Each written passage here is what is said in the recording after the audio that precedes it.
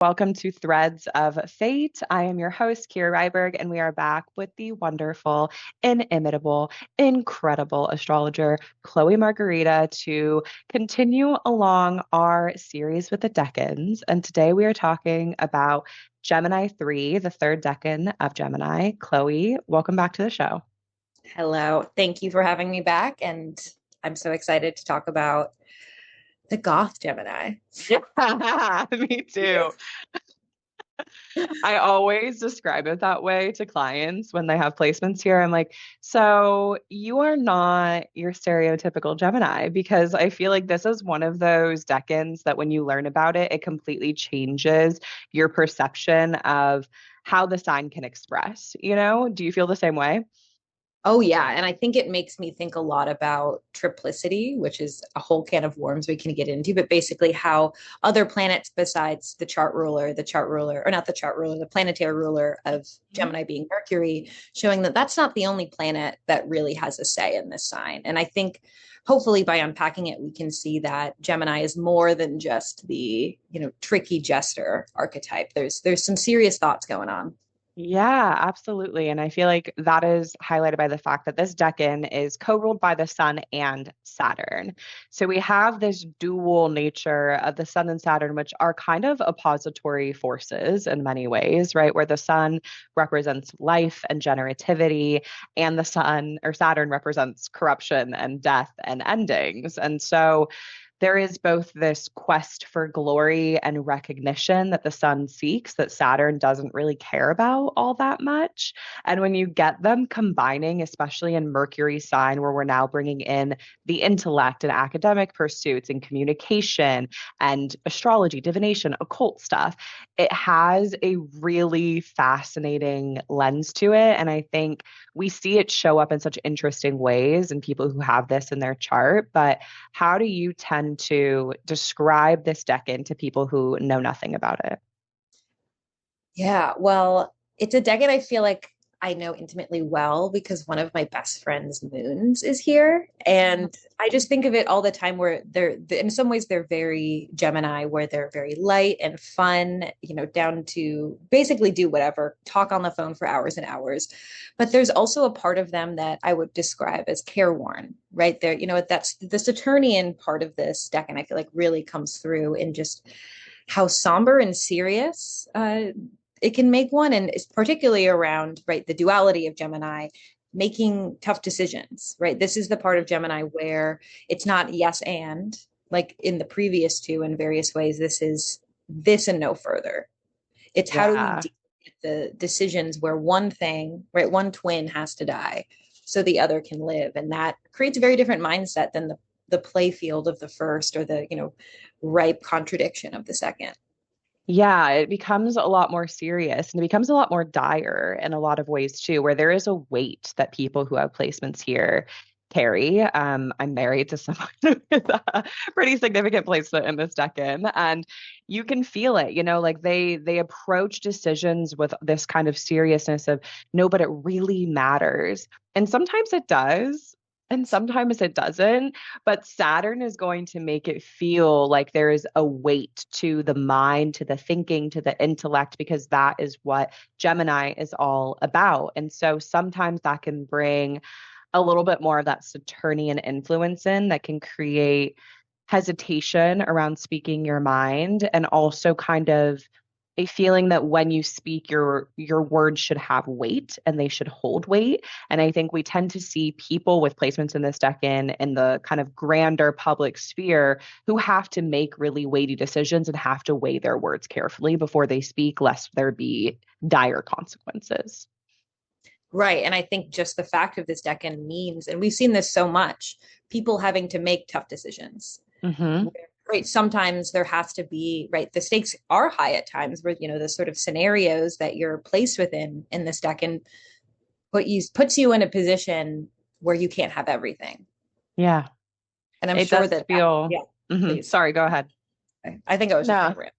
Yeah, I love a Chloe ramble. No, I was just going to say sometimes it does feel like life or death. And a lot of the public figures who have placements here are politicians who do make life or death decisions on a regular basis. It's, do we bomb this country? Do we take action? Do we go to war? Right? It's really serious, weighty. I know Odette is going all over.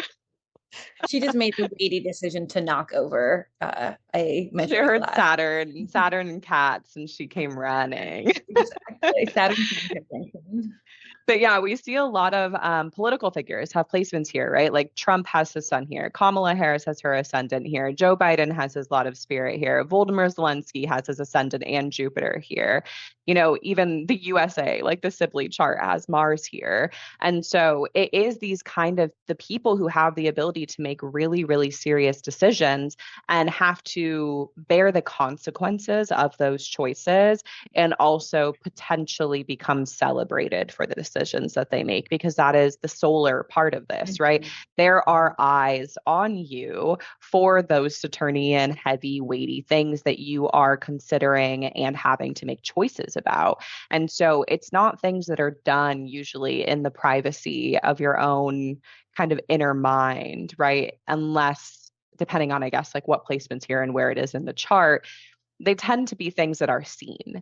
And that can make it feel a lot more serious because now your decision is a reflection of you.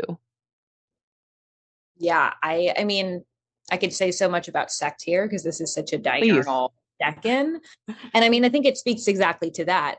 Anything really diurnal. And here we have, the Sun and Saturn, two diurnal planets, and Mercury, which is a changeable sign, but Gemini is a diurnal sign or a changeable planet. And there's always going to be a sense of contest, especially with the Sun and Saturn. It's such an interesting Hmm. because it is this, this autarch, this authority figure, but one that comes through difficult decisions or a sense of like a common Sun Saturn signification is like wasting inheritance, which often means destroying what came before. Though there is often like squandering inheritance, right? Hmm. Losing what you've gained, right? I feel like that's a Sun Saturn thing, and having to contend with both the glory and the clarification of the public self, which is diurnal, and also the limits that come about of that. And there's also always a measure of objective competition with the Yes. diurnal of you either did the thing or you didn't. Sure, you made the weighty decision, but if you chose wrong, as politicians can attest, we'll remember that forever. Yes, absolutely. And even when you are trying to attempt to become a politician, for example, all of your previous choices are put onto a public stage for people to then pick apart and decide whether or not they agree with them. And of course, that is inherently going to create splits and fractures in public opinion and people's ideas about you. And I think that because of the Sun Saturn thing, there's such an eye on all of those big Saturnian things in life, which are the foundations of our being, right? That it becomes a little heavier. And that's why people who have placements here, they tend to be a little bit more cautious. They tend to be a little bit more, do that Saturnian hesitation thing of, do I really want to say that? Do I really want to go in this direction? Because they know that it matters and they know that choice matters and that it's not something that can be as frivolous as we might make it seem in the other decans of Gemini, where it's like, oh, I can go here, I can go there, I'll explore this rabbit hole, explore that one. It's like, no, actually, what I commit to, it says something about who I am, and people are going to cast judgment on that. And I am going to judge myself for that as well, And so there needs to be a certainty about it. But I think there's also an inherent lack of certainty because of that. Like if we look at the sign that's associated with this decan, it's Aquarius. That's how we get Saturn as ruler, right? It is where the sun is in detriment. So there's also this natural thing of like, oh, I have to make the right choice. And I'm not really confident in that. And having that kind of dual thing where the sun is loud and proud and bold and certain, and Saturn is not, you know? Yeah. I mean, I say this to virtually all of my clients. Like Saturn rules ignorance. Like if Saturn is involved, like you're gonna mess up because you don't know what they want you to do. You're in the dark, literally, right? Like Saturn represents darkness. And if there is no light, then you're not always going to see. And in this decan, we get both. So you see some of it, but you don't see all of it. And the only way to come to greater knowledge is by facing the darkness, by facing the shadow, and realizing that that is part of the journey. And sometimes that can feel really challenging, I think, especially to people who do have night charts and they're going to be contending with Saturn in a bit more of a direct way. It's like, ooh, this feels hard. This feels toilsome. This feels burdensome. And these weights, they're not something that I'm like, oh, you know what, I can handle this. Sometimes it's going to feel oppressive, and that's going to be a difficult thing to navigate at times, especially depending on the planet that's placed here, but whatever planet it is, it's going to have to deal with both the duality of light and dark. Yeah, it's not a very touchy-feely deck. And this is not one where your feelings are really given a lot of space to process themselves or have room. So, right, as you said, nocturnal charts where the internal experience is much more important. It's first of all, it's hard to even know where Saturn's limits begin and end. There can be a much more Hmm. vivid sense of, oh, I'm always doing it wrong. And then the sun comes in and you want to have a really static sense of self, but the nocturnal is much more changeable. And so Yep. this is asking for you to be really firm and really serious decisions. And if you're not attuned to that, that's a very different road. How do you be serious in a decision from day to day? And also, will Yes. you allow yourself to change? Because as you're, I think, hinting at, people with placements here can have a sense of, oh, I made this decision and I can't go back. And sometimes you can't, but maybe sometimes you can. And there can maybe just be criticism allowed around allowing yourself to change your mind. Yeah, I think that especially with Gemini, right, we're used to this like mutability, this ability to go from one thing or another. And the sun is a very consistent force, right? Doesn't turn retrograde, progresses at 1 degree per day. Saturn is the things that bear fruit over many, many years, if at all, right? Requires consistency and perseverance and resilience to see any type of benefit from. And so placements here, they tend to feel like they have to be consistent, but they're inherently in a sign where that's not possible because the mind is changing, you're learning new information, and that is naturally going to make you change directions at times. But sometimes it can feel like, but I've already gone so far down this path that I have to keep going and I can't turn back. And I see this show up a lot with people who are trying to make these big life choices. It'll show up in solar return charts a lot of the time where it's like, I'm trying to pick between two majors or two careers or the things that are going to define your life for decades to come. And maybe you'll be able to change and find a different path later on. But certainly for the next good while, you are going to have to live with the consequences of this decision. And that is weighty and hard and challenging, right? So it brings in all of these things of like, I want to be mutable and I want to be changeable. And also, what is demanded of me in this decade is consistency. It's the thing that's coming to mind is the sunk cost fallacy, right? Yeah. This idea spend so much time in something, oh, I can't change. But I think with this thinking about this as like a mutable Saturn decan, you can commit to something for 5, 10 years and then Mhm. change your mind. And it's difficult, but I mean, it makes me think of the deities attached to it. I think there's consequences if you're avoiding those choices, because this being the end of a mutable sign, there's always a focus on destroying in order to change. Yeah, we've reached the end of air, right? What comes at the end of air, is like, I don't even have an answer for that. But there's something to dig into with that feeling of like, we meet an ending in all of the final decans. And here we are meeting an ending of the mind, an ending of thoughts. And, the tarot card that's associated with this decan is the Ten of Swords. And it's literally the image of a figure lying face down with 10 swords in its back. And I always think of this as like thinking yourself to death. It's like not even necessarily being stabbed in the back, although it can show up that way. It's almost like you are a victim of the swords of your mind, and if you think and think and think and think, at some point, you're just going to feel like completely weighed down by all of those choices to where you have no choice but to just lay flat face down and be like, "Ugh, I'm done, man. I'm tired." Yeah. Or whenever I pull that card, it's the prime card of wait, it's not that bad, because it just feels bad, right? Because Yeah. I kind of laugh whenever I pull it because it's the deck being like, okay, girly, like No, let's take exactly. like you are being dramatic.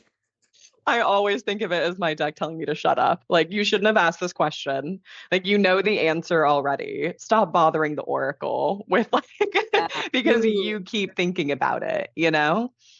Yeah, this I feel like that's a excessive thought, right? Can definitely be a pitfall of this decan, right? Mercury, Saturn as a combination is good for deep study. It's also good Hmm. for deep rabbit holes and thought loops that grind into you and never end. And then the sun there is like, oh, I identify with these. These I need these. These are my emotional support inner monologues.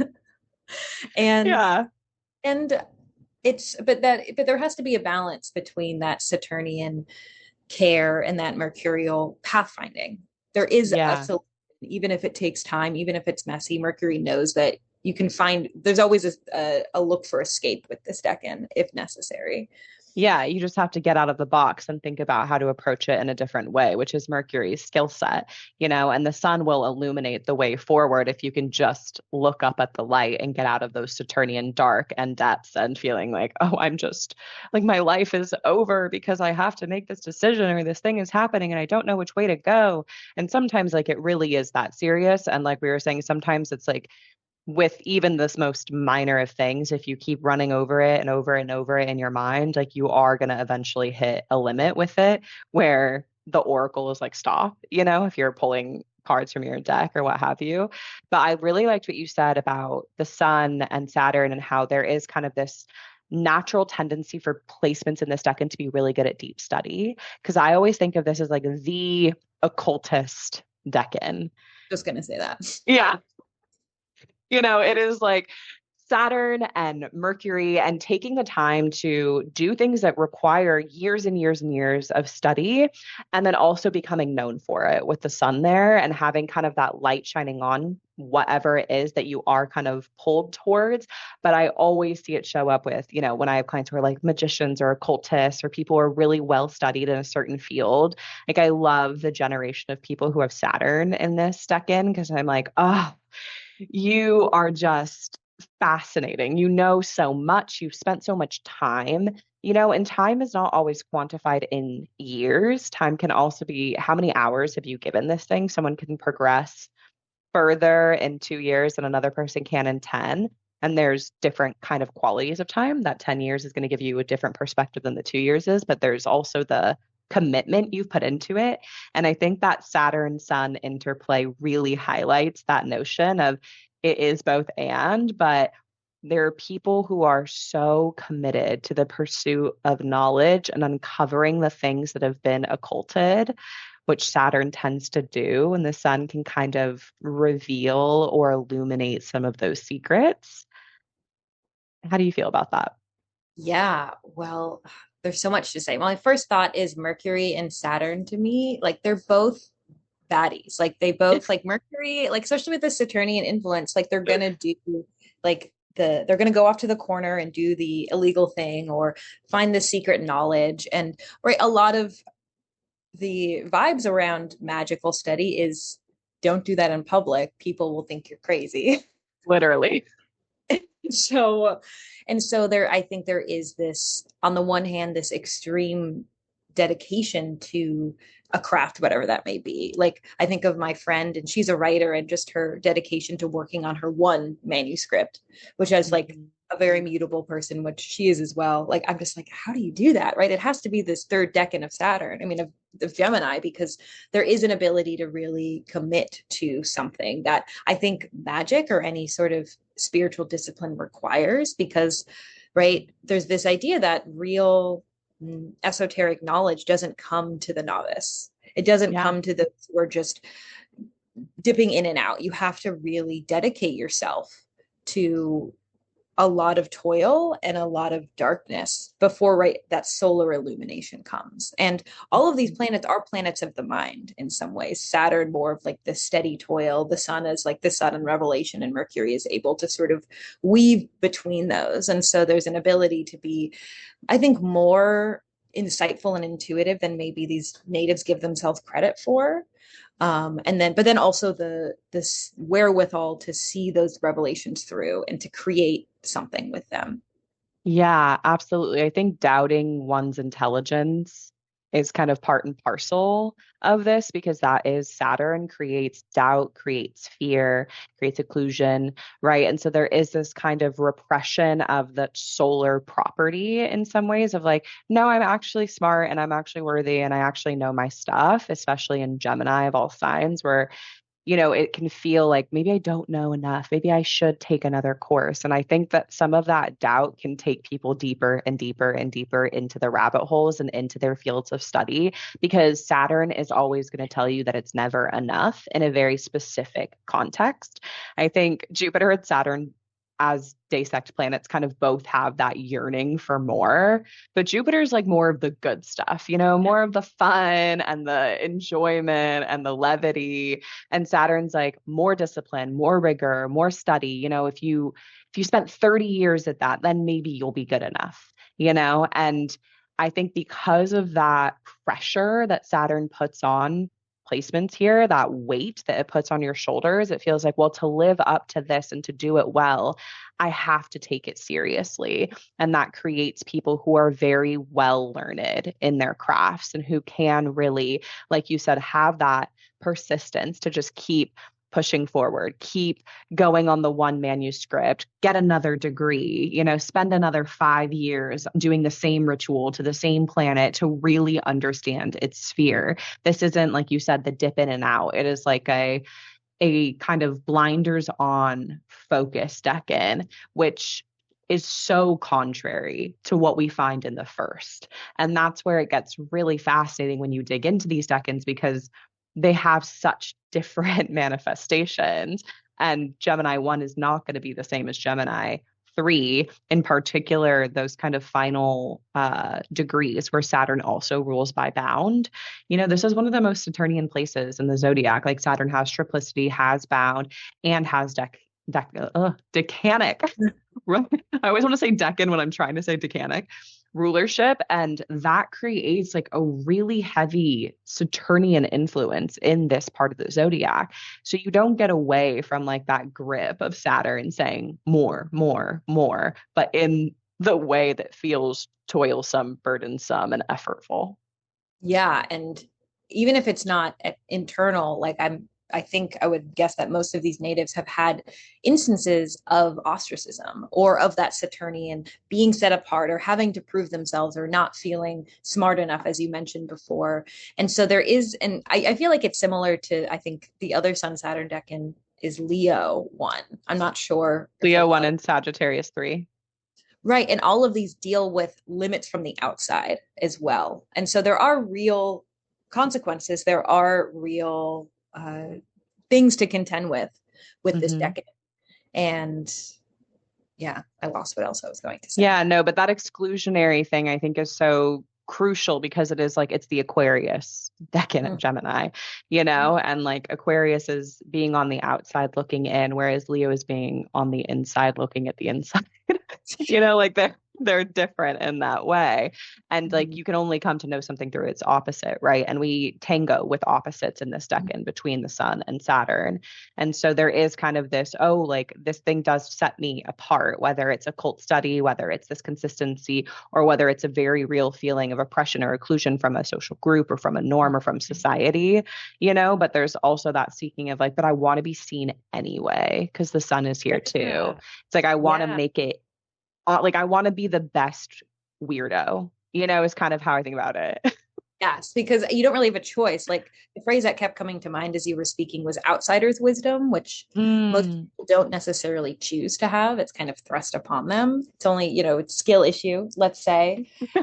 You walk outside the margins and there's real benefit. I mean, we need the contradictory voice to the norm, though the one who has stepped outside of society or stepped outside of belonging and can see things that, hey, we need to treat other people better, or hey, we've ignored this thing in favor of that thing. And I mean, I'm glad you brought up the terms because the Saturn terms of Gemini I love so much. I mean, I don't remember the exact, but it's Valen speaks of it very highly, of bringing forth like honors and glory and great mind. But the thing wherever Saturn's involved is delay. So that's something that I say to all Gemini 3 natives is if you're even if you're not even in your Saturn return, like do not worry about your Yeah. accomplishments. Like you're here to do something really big, and that takes time. Yes. That made me think of two things. One is which that Valens actually has his Saturn here. So like how much of that is biased on those final terms? But also he did do the thing. He wrote this, he wrote the anthologies. He's the only source that we have for certain techniques that have been lost to time, like zodiacal releasing. There is ways in which his memory and his work has gone on to influence us thousands of years later. It is the stuff that can create that long lasting imprint, even if he wasn't necessarily like a court astrologer during his time and like in service of the king. And another thing that brought to mind was the notion of like the sun and Saturn playing together is like sometimes you are on the inside and then you get cast out. And that made me think of Monica Lewinsky. We love her if you've listened to the Mhm. podcast. And she has her Saturn here in the ninth house. And she was on the inside, right? She was an intern in the White House, like had all of these kind of inside information. And then through a scandal, right? She was completely rejected and was forced to take all of the blame for her affair with Bill Clinton. And we can see that now, as she's gotten older, she is starting to reclaim her voice. She is starting to reclaim her story, and she's becoming kind of on the inside by being on the outside, by being like, yeah, you know what, like I did do that and making fun of it a little bit, kind of bringing that mercurial sense of humor into the situation. And then also giving serious TED Talks and starting a podcast and going into this place of like, now that she's a little bit older and has distance from the situation, she can recognize that she has a unique perspective to share. And I think that's the gift of the outsider wisdom that you were saying, right? It's like when you're not on the inside or when you've been on the inside and then we're cast out, you now have a totally different frame of reference that those on the inside could never have because you have a better picture of it. I often think of Aquarius as kind of being on like a mountaintop staring down at the city. You have the full view, right? But Leo is being in the heart of the city, like on the throne. You might kind of be able to see the mountaintop, but you're a lot more consumed with the crowd in front of you, with your own position. It's not the same point of view, you know? Yeah. It's much easier to get high on your own supply in the center of the city. And the outside, you're Key. like, I see everything. And Hmm. yeah, there's so many points I want to say. I mean, I'm thinking of another Saturn native that you have here, Olivia Rodrigo, who we first learned of because first of all, she's getting her driver's license, and this dude broke up with her for someone else. Uh-huh. But what I find really interesting about her is her like in a way that's different from a lot of her peers, her deep study of like music history, like beyond like the last 5 years. Like she brought out recently Robert Smith of The Cure to Yeah. sing with, and that's kind of rare for someone who's only in their 20s. Hmm. And she also, I think, her imagery is very Saturnian. She wears a lot of kind of more like kind of martial, punky clothing, like a lot of black, like draws on a lot of like heavy rock influences and, talks about the malaise that comes with being a young adult, but also has this humor to it. And Yeah. that's a big thing I want to hammer home. Like all Geminis are funny, but I feel like Gemini 3 might be the funniest. I mean, I'm partial to like Saturnian kind of humor myself.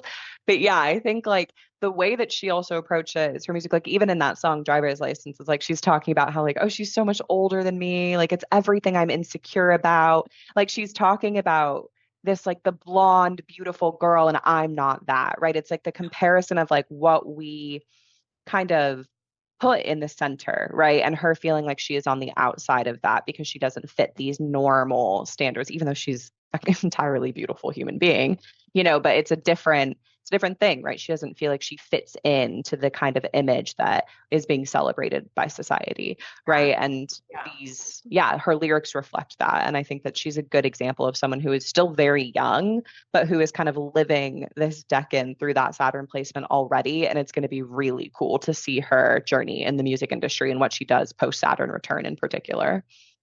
Yeah, and it's making me think she's also quite political for Yeah. someone her like talking about like humanitarian aid in Gaza and helping with abortion funds Yep. there's also something here of saying, doing the serious thing that could have consequences, but staying by your principles. Like I'm also thinking of Courtney Love, who has her Venus here.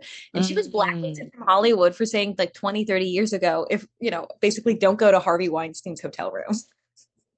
queen. I mean, real, you know?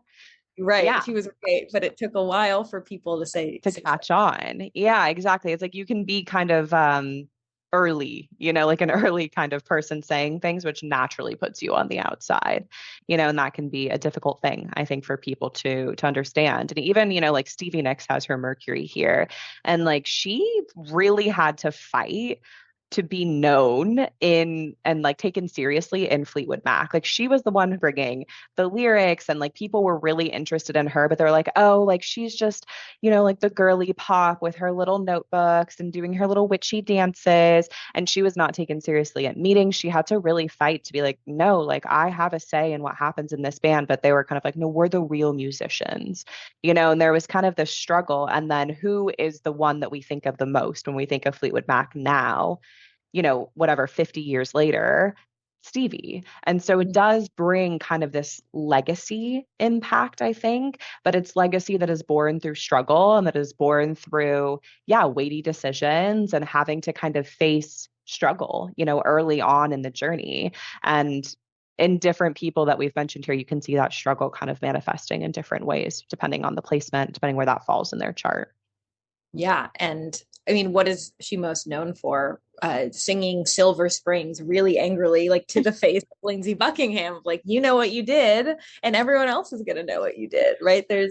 Yeah, she's not afraid to go towards the heartbreak, go towards the wound in her lyric. And I Yeah. think that's why she's still so potent. Yeah, absolutely. And she also did kind of, she might not be like a proper witch, but she certainly leaned into the witchy archetype as well. And that kind of like occultist, influence in how she was expressing herself, visually and lyrically. But what you said about, people who have placements here being like the funniest of Geminis, I agree as someone who's married to a Gemini 3 person, but it also reminded me of the Agrippa quote, which says like, it's a man seeking for arms and a fool holding in the right hand a bird and in his left a pipe. And they're the significations of forgetfulness, wrath, boldness, jests, scurrilities, and unprofitable words.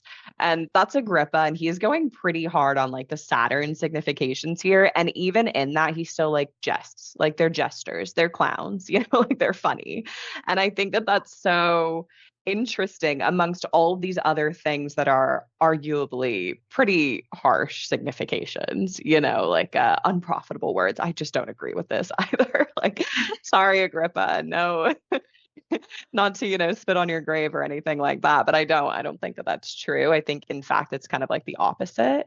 I think people who have placements here, like their words tend to become maybe not looked at like in their time, but over time, right, are things that become very valued, through that kind of legacy impact that we were talking about before. And I think, I mean, I was looking up what scurrilities means, and it's basically someone who's like rudely comedic. And I think, I can attest. yeah, that's the thing is the best comedians can be funny when everything seems wrong, when there seems to be nothing to be positive about. There's a real gallows humor, and that's often when we need it most. Or thinking of Sir Kendrick Lamar, who has his son here, and Yeah. he made the phrase "Hey Drake" a meme, like him smiling, right? And we know exactly we don't have to he doesn't have to say anything else, right? Yep. But the fact that he can make a joke about these pretty serious things and everyone wants to sing it at the Super Bowl is going to show the very more solar visible side of leaning into. But the whole thing is he has to lean into the difficulty and the Saturnian secrets to, I think, really gain the fame that he has, not shying away from difficult subjects.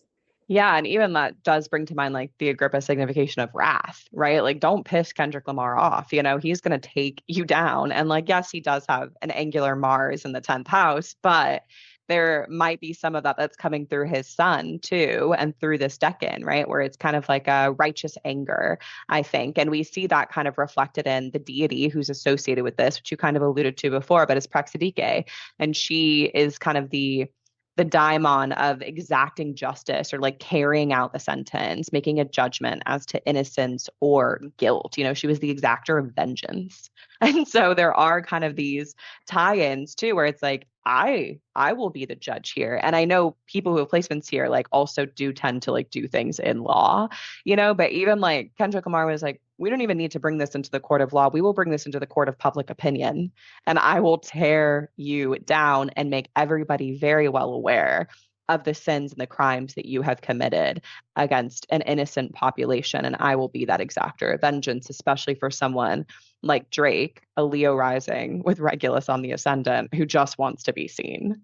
It's like, Yeah. oh, ruin your reputation. That hurts you worse, Yeah. And a lot of Kendrick's insults against him are, you're not being authentic. You're doing what the people want. And I can see right through you. It's not just me, right? It's not just me and what the culture feeling is one of, his dislines. And I think that's an untapped resource for a lot of Gemini threes, is like, you do actually have a line into what the general people are feeling, just maybe they aren't willing to say. So maybe don't think of your brave words as alienating, but as being, as brave. And even if people don't come up and tell you, you're probably speaking what are on people's hearts and minds. Yeah, it's like being willing to say the hard thing, which is also just like a Saturn Mercury thing, right? Like sometimes you're going to say stuff and people aren't going to like what you have to say, but other times they might really feel like, oh my God, I'm so glad someone said it. I'm so glad someone carried out the sentence for this because nobody else was saying the thing, right? And I do think that there is kind of an association with like feeling, either that righteous anger or being really like, you know, having your soul stirred by things that are oppressive in nature to minority populations. Like we see that throughout the decans of Libra, which we'll get into once we get there. But Saturn's the exaltation lord of Libra, right? So those scales of justice are not just about Venus, they're also about Saturn. And I think we see that coming through in this very, very Saturnian part of the zodiac, where it's like, and actually there has to be a voice for the voiceless. And I will take on the role of ensuring that that is heard, No, I think, this is the Gemini decan that has the potential perhaps for the most leadership ability, but it's going to be in that very Saturnian. It takes time, and it's leadership that is not just the glory, but the grunt work, the doing, speaking for other people and being a closer, right? Seeing things to completion, which is, we forget that in leadership is, power is a job, as Hawk said in our episode. And Gemini 3 is very aware of that. Yeah. And we see that just through all the politicians who have placements here. Like it's almost comical how many of them do, and it's like people who are kind of carrying out that sentence of justice and maybe not always doing it to the moral standards that you and I might have, right? But they do make these life or death decisions, and they are kind of placed on this solar pedestal that is also heavy as the head that wears the crown. It is the weight of wisdom. It is the weight of responsibility placed on a singular entity. And that is necessarily going to create difficulty for that person. Like just look at how quick a president goes gray. You know what I mean? It's like that kind of feeling of, oh, like this level of responsibility ages you. These really heavy decisions, they take a toll on your spirit and on your body, and we can kind of see that through the sun representing someone's soul and Saturn being something that creates like it's a corruptive force, Mm-hmm. Yeah. And I think there's also this dynamic of you have to stick around for the consequences. Mm-hmm. You don't get to make this decision and leave. You have to deal with the reconstruction and the fallout. And, on a lighter note, I saw you had Kris Jenner, her was waiting for you to bring her up. The first thing that comes to mind, of course, is she has favorite children and they know who they are at any moment. So literally the first thing that comes up for me is like the devil works hard, but Kris Jenner works harder. Exactly, right. She's known for being this like wheeler deal. She basically single-handedly pulled her daughters into fame and fortune through like, you got to have a business. It's through business ultimately. It's, I mean, their images and their Instagrams and their, visibility is a big part of what gets them famous, but it is having their own businesses that had made them all extremely wealthy. And this is also Saturn, Mercury also feels very much like a business combination. Oh, absolutely. I think there is kind of like a business bitch quality to this Decan. It's like being able to running a business all day long is just making decisions, right? It's like, do I do this or do I do that? What's the next move here? What's the next move there? And I think even though, I don't, Kris Jenner is a character, right? But she's made some really questionable decisions, certainly. But one of the things that everyone says about her is she's up at 4 a.m. every day on the phone, making calls, working, grinding, her ass off because she is running essentially the Kardashian empire, which is managing billion-dollar entities that are her children, right? And so she is the one who kind of instigated all of this and through maybe some not so licit means with Kim's sex tape as well and like having a hand in that whole side of things, right? And Saturn can represent scandal. And like we can see that there are ways that she like brought scandal into the light and then used her wit and her mercurial skill sets to turn it into something that created a legacy, whether we like it or not, you know? Yeah. Or I mean, it makes me think too of this dynamic, not just being about making a decision between two external choices, but making a decision between, am I going to honor this part of myself or that part of myself? Hmm. Because she has a line where, after the sex tape comes out, she's like, as Kim's mother, I was horrified. But as her manager, dot, dot, dot, And yeah, in that moment, I feel like that is a common theme with the Kardashians is when is Kris acting like a mom and when is she acting like a manager? And those are two very distinct roles. Yeah, and I mean they call her momager, like they like it's almost like they're two distinct roles and then they've become blended in this way because you can't even separate one from the other. And I feel like it's kind of that mercurial thing of like you're trying to do more than one thing. And also in this Decan, you kind of have to do one, and that wins out in some way, shape, or form. So it's almost like the two become one in this Decan. And you can see that through her role as mom and her role as manager. And now also, you don't get mom without manager, and you don't get manager without mom. And all of her kids will say that, right? It's like you're talking to her about, and then she's kind of thinking about business stuff or thinking about how this is going to show up publicly? What is the image that is coming through here, right? And kind of having the Saturnian restraint to be like, well, even though these are my kids and I have one would hope kind of like an emotional connection to how this is impacting them internally. Also, I need to make the business decision about what this is going to look like, how we're going to approach this, what the story is going to be here, And I feel like that is kind of, yeah, definitely an interesting expression of Gemini 3, but I think it still rings very true to a part of this Decan that is a little bit more emotionally contained and one that is about making those kind of rational, logical decisions. And for her, it being on the MC, like related to image and reputation and legacy. And part of her legacy being seeing the vision, having the long-term goals before other people can see it.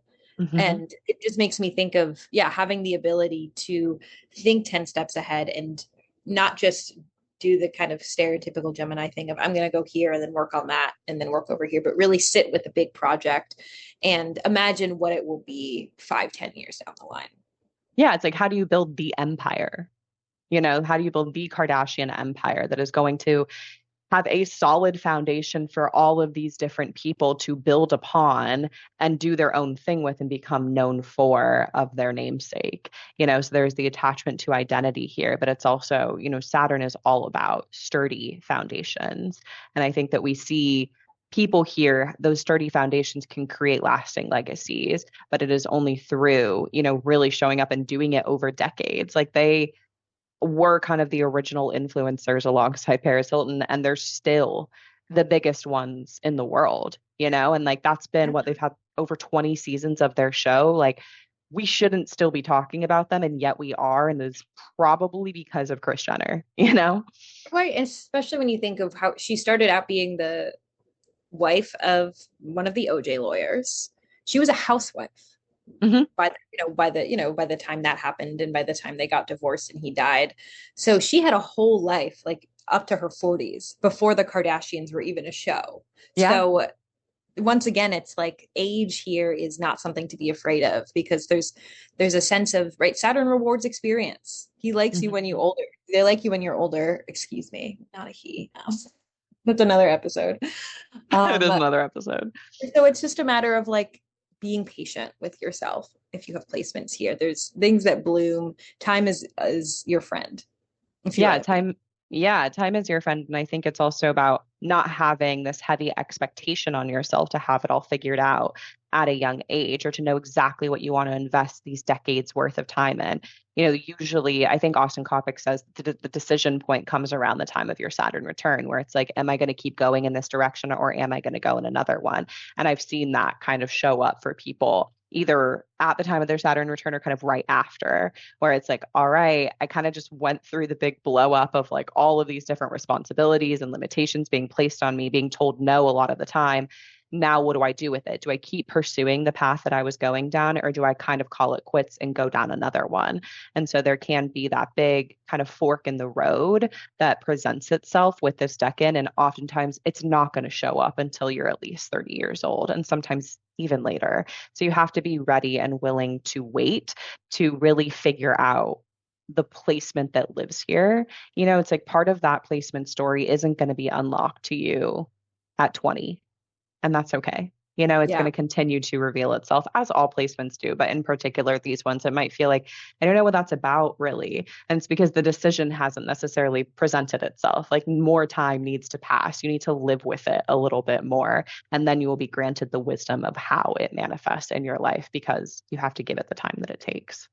Yeah. And in that solar way, I think you have to know yourself. And right, there's parts of you that, yeah, only get revealed as you get closer to your Saturn return. And the more you know yourself and you know your limits, a lot of these decisions as you get older aren't as difficult, because you're not trying to be something that you're not. You're not trying to uphold other people's expectations, but okay, this is what I really want. And sure, it's harder, but it's truer. And I feel like this decan supports the arduous decision if it's authentic.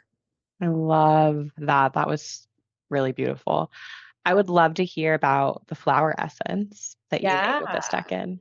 Yeah, so this definitely feels like I would call this a remediative essence, and that it's Okay. not bring like the harshness. It feels like an antidote to that, because the flower for it is lavender, one of my Oh, favorites, a plant that I've had like a long-term relationship with. Like every time I pass lavender, I like kind of rub it in my hand so I me can, too.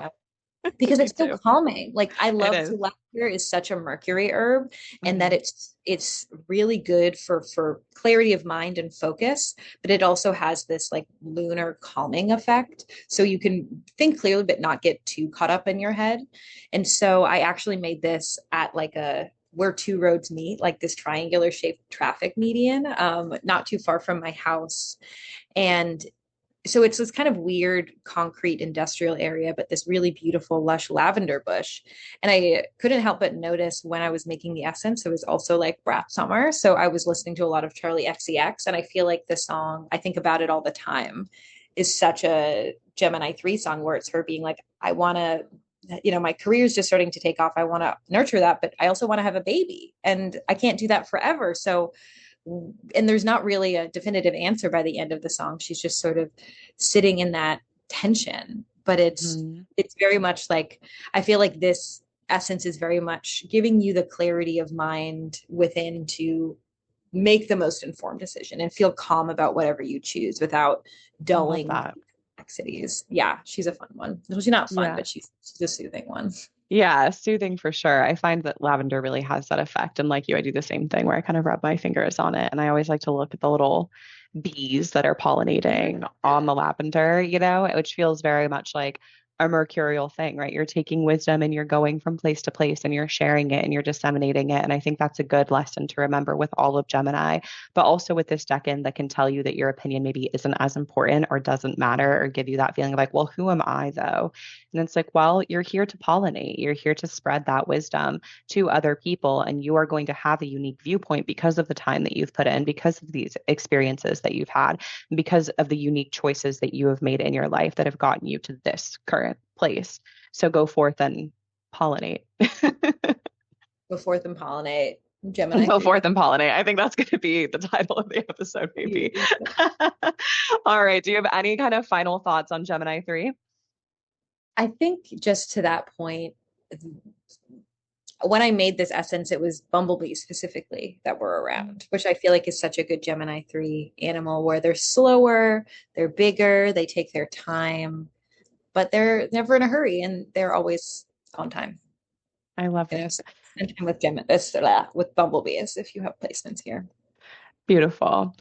Well, thank you guys so much for tuning in to this episode of Threads of Fate. We hope you learned a lot. And if you want to continue your foray into the decans, keep tuning in. And you can also get my guidebook, The 36 Decans. Or if you want to unpack your personal style through the decans, Chloe also has a guidebook that goes decan by decan with your Venus placement. And it is really unique and a really cool offering. So make sure to check that out. And if you want to support the show, join my Patreon page, which is available on my website, because that is how you can ensure that these episodes will keep coming for years to come. Because just in case you didn't know, Chloe and I want to do the bounds after we do the decans, but we need your support to do that. So that's 60 episodes, you guys. So you want that, then subscribe to the Patreon page and make sure that we are supported for the work that we're pouring into this. And thank you so much for being here and for listening. And we will catch you in the next one. Bye. Bye.